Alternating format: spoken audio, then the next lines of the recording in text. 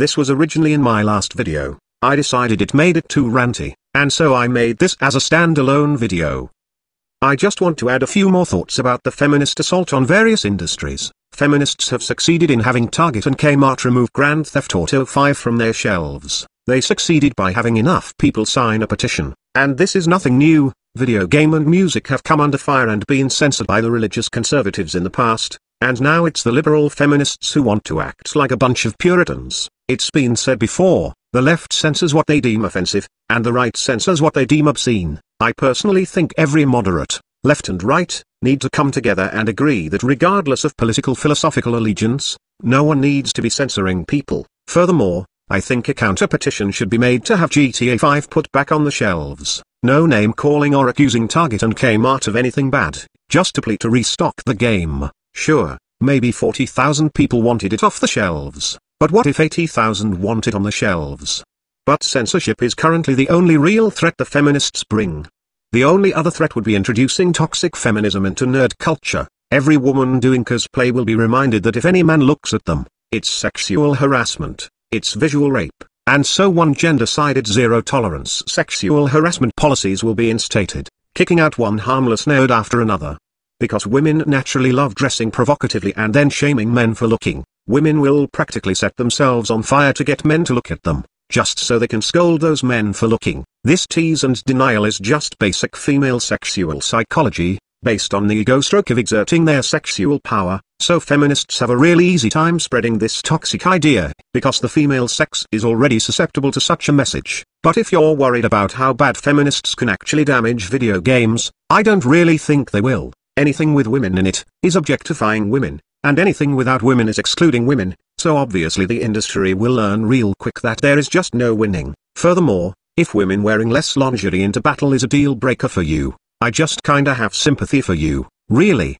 Would a video game really be ruined if your jiggly tit avatar put on some clothes? Seems to me the bulk of characters in video games is just crosshairs on the center of the screen anyhow, and yeah, that's my cheap shot at the lack of originality that mass produces the same Call of Duty clone with a generic storyline. And speaking of storylines, perhaps feminists can ruin the stories by having them watered down so as to not offend women, and by women I mean feminist. Well, if games progress so far into storytelling mode, as is becoming the trend, that games are just so fucking story-driven that gameplay is reduced more and more to being an interactive DVD menu, then you know what, games will have ultimately become such shit that it really doesn't matter. The story is supposed to aid the gameplay experience. Gameplay is not supposed to aid the storytelling experience. That which most greatly threatens video games will be corporate greed. Corporate greed is a two-edged sword. Video games are a business. These companies can't afford to pay hundreds of programmers and voice actors, without the expectation of a return on this investment. Programmers aren't going to work 40 to 60 hours a week for the fun of it, so it's a money-making business, and no one can fault the industry for that. The competition for one company to one-up the other in sales and stay relevant in the industry, drives the innovation that makes games keep getting better. However, innovation can also mean new and improved techniques to force the consumer to hand over even more money. Something I suspect we'll see a lot of is simple bare-bones games that require you to pay for more and more DLC to make the game complete. Developers are already doing this, building a game, then taking stuff out and telling you later you can now buy this extra feature, when everyone knows it's not an extra feature, it was an original element removed and resold to us so that the new $60 game becomes $90. They'll be making new AAA titles, far more free-to-play MMO style with over-the-top microtransactions, so they'll be selling games at $60, then $30 DLC, and then any amount of additional cash to buy necessary things to level up/power up, when connecting with friends online. The newer games are going to be forever more copy and mod proof. Things such as having the launcher force an update before the game launches, and the launcher will give its digital signature and the signature of the game it launches, or it won't start.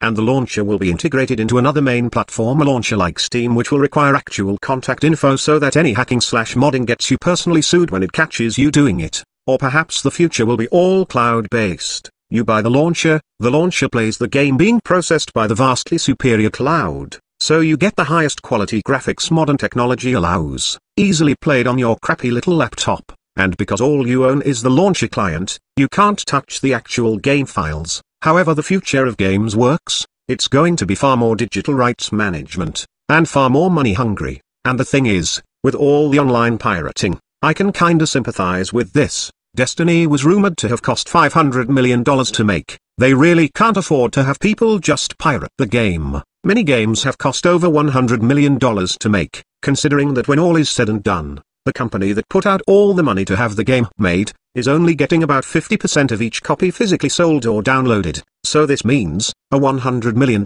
game needs 4 million sales at $50 a piece, or 2 million at $100 per copy, just to pay for itself. And why shouldn't the company expect to do more than break even and actually make a profit? It's the profit that motivates them to go all out and make a great game. Sell the game too high, and people just pirate it. Sell it too low and end up taking a loss. So a lot of companies are selling their games low enough to break even or come close to it, and then offering their DLC later on, at a rate adjusted to make sure they at the very least just break even, but hopefully make a profit. And sometimes that's where expansion packs come in. Ending pirating would be a dream for them.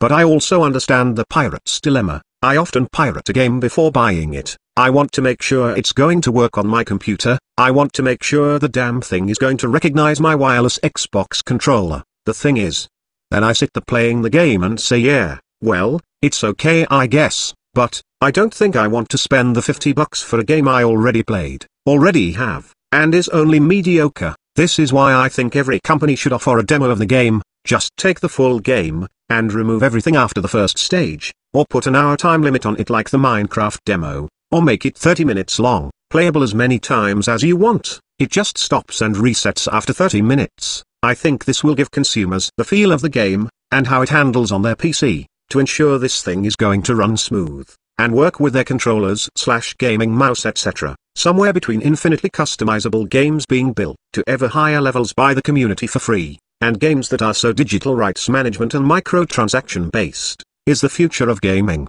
in my opinion. But my point is, I don't think feminism is actually going to hurt the gaming industry.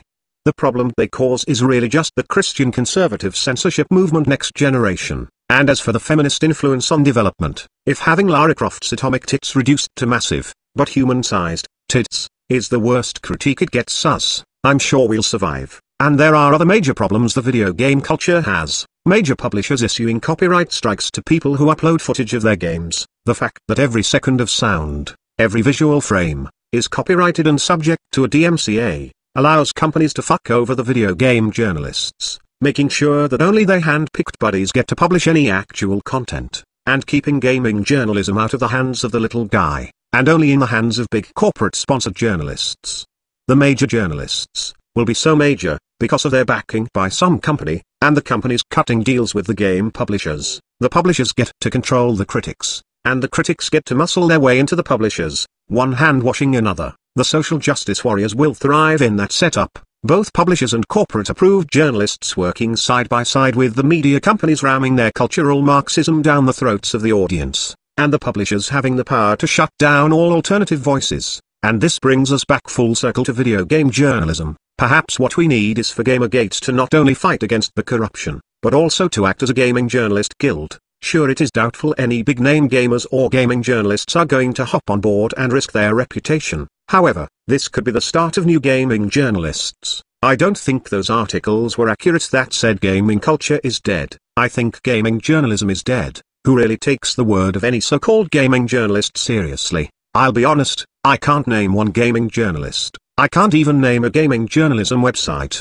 When I want to hear about a new game, I'll find it through someone at Twitch. If I hear about a game and really want to see it, and hear reviews about it, I'll type the name into YouTube and watch a half-dozen videos on it. I have never purchased a game because someone in print media told me it was a great game. Who, since the YouTube era, has purchased a musical album, based on exclusively what a so-called music journalist had to say about it, watching people's let's plays to find out if the game looks good, and hearing them bitch about the mechanics, is what determines whether or not I want to buy the game, or if it is really expensive and without a downloadable demo, pirate it to give it a test drive. Before even pirating it, I want to look at it on YouTube being played by a few different people first. But those people who do this, and have interesting enough commentary to become big, and become respectable names in the gaming community, it's the threat of copyright strikes, the very selective copyright strikes, that threatens to have the publishing industry sculpt and shape the largest names in the gaming community, and with the almighty communications degree carrying feminists of both sexes pushing their way into the gaming industry, once given a drop of power, once able to occasionally whisper in the ears of others within publishing companies, can help to dismiss and remove respectable YouTube gamers, who act as journalists. The goal of the feminists, the social justice warriors, isn't really to change games. Their goal is to seek out large subcultures, poison their Kool-Aid, and push the cultural Marxist agenda. Starting with gender, it is so easy to say this thing is hurting women, it harasses, scares them, you have to shelter women from the bad men, and that ends up creating a civil war in a community. Every woman has a little bit of feminist in her even if she doesn't identify as one, and many men will not hesitate to betray every principle to white knight for the ladies. It is the male propensity to side with beautiful women, that ultimately puts the power in the hands of women. They white knight, which gives women power. Women are naturally resentful towards males, be it penis envy, or the day they get their period and hate men because they don't, or have a boyfriend that climaxes when she does not. There is hatred of the male and of male sexuality in women.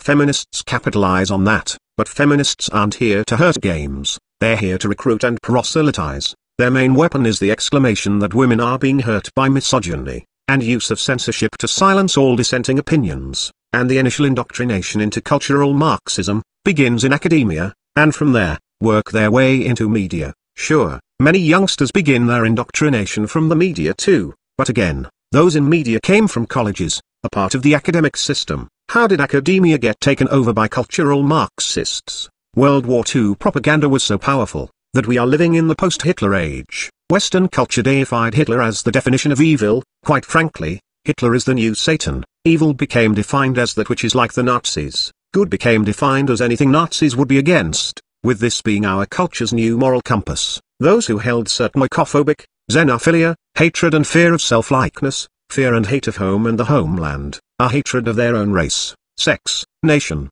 culture, were now able to thrive. They became the new pillars of morality. Add on top of that, the only opposition to the cultural Marxist takeover of academia, often erroneously referred to as the liberal takeover, was the Bible Belt crowd. Conservatives mostly concerned with replacing science books with the Bible than anything else. When the history books got replaced with white guilt history books, then feminist historical revision, the only people to stand up to this were the right-wing extremists, the racists. One side of idiots claiming whites have done nothing but harm, the other side saying everything worthwhile is a white invention, and deciding which of these two idiots won, was based on our new moral compass, the moderates on both sides being the majority. They do what moderates always do, sit on the fence while the extremists fight it out and decide their future for them. So what is Gamergate to do? Calling out the corruption, and possibly building a guild for respectable journalism in gaming/nerd culture. Gamergate is not going to fix academia. Gamergate doesn't need to fix the gaming industry. I think it should continue to catalogue the hidden hands that work together to push the cultural Marxist, SJW, agenda, exposing corruption, and I think it needs to build its own gaming journalism, its own nerd culture/pop culture journalism. All subcultures will have the media they consume, and the discussion groups that critique the media they consume. Just look at pro wrestling, a few companies writing stories, and booking matches, for oided-up stuntmen, and 10 million people with blogs, forum rep, and YouTube channels, talking about how they feel about the show, the matches, and why everyone in the industry including the fans are stupid except for them. Accept it, all subcultures are gonna have journalism. Gamergate needs to establish an ethics-based journalism for the culture, not only by calling out those who are unethical, but building their own journalism. Perhaps the new breed, the new journalists, will not be called Gamergate but will simply be endorsed by those who currently march under the banner of Gamergate, kinda like look, this guy gets the Gamergate seal of approval. What we need is people who believe in standing up to the social justice feminist crowd, to begin doing their own game reviews, and comic book discussion and so on. And we need to have others who don't have the patience or the talent to do this, advertising and supporting those who do. And if feminists manage to poison the comic book industry, well then, those who love comics and can draw and tell a story, do it. Make your own comic. If the comics suck because they've been neutered and feminized, make your own. And you will have a larger audience now that many of the old comic fans have lost interest in feminist-approved comics. Let those who pander to the feminists cut their own throats.